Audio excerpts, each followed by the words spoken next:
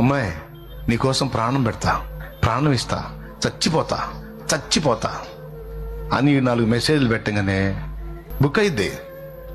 Book అయిందా కూడా డైలాగులు వాడతాడు. అది కహాని అని ఎర్రబందరం మేళానికి తెలియదు.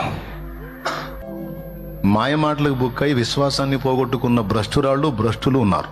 పురుషులు స్త్రీలు ఇద్దరు ఉన్నారు. ఏం చెప్పాలి అట్ట మాట్లాడినోడికి? నువ్వైతే చచ్చిపోతా చచ్చిపోతా అని పాటలు పాడుతున్నావురా దరిద్రశిఖమణి, ఆల్రెడీ చచ్చిపోయాడురా.